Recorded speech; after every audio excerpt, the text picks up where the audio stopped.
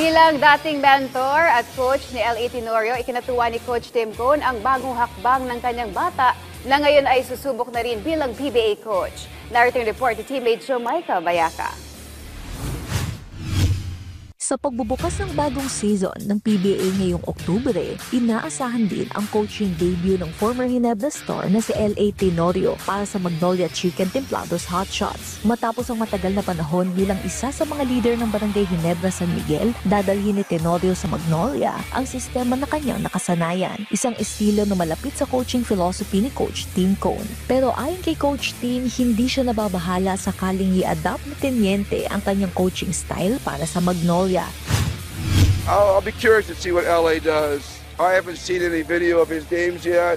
Of course, we watched the junior national team, the Gilas, Batang Gilas, and they had a lot of pressure and going after it, but then they weren't running the triangle or anything like that. So it'll be interesting to see how much of the triangle he adapts, or whether he goes into continuity. Through the influence of Coach Kirk Collier, it'll be interesting for me to see how he evolves his coaching. Dagdag pa ng veteranong coach, hindi na bago para sa kanyang makaharap sa mga dating kasamahan, mga coaches at players na minsan niya na rin nakatrabaho at nakalaban sa liga. Going against Jeffrey, Mike Cortez, Mike was the assistant, Jeffrey was the head coach, and so like I'm going against ex-players there.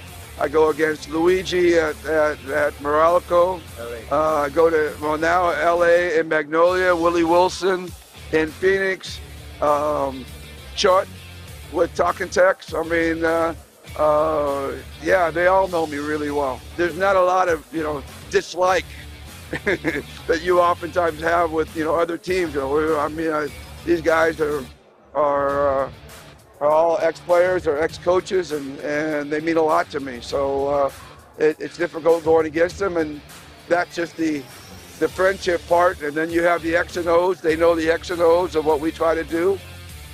Isang 67-year-old coach sa mga haligi ng coaching sa PBA. Hawak niya ang record bilang winningest coach sa kasaysayan ng liga. May 25 PBA championships, kabilang ang 2 Grand Slams at higit 30 taon na karanasan bilang head coach. Kaya para kay Coach Tim, ang pag-usbong ng kanyang mga naturuan ay hindi lamang personal na tagumpay, kundi patunay na handa ang bagong henerasyon na ipagpatuloy ang legasiya sa PBA. Jamaica Bayaka para sa atletang Pilipino, para sa bagong Pilipinas.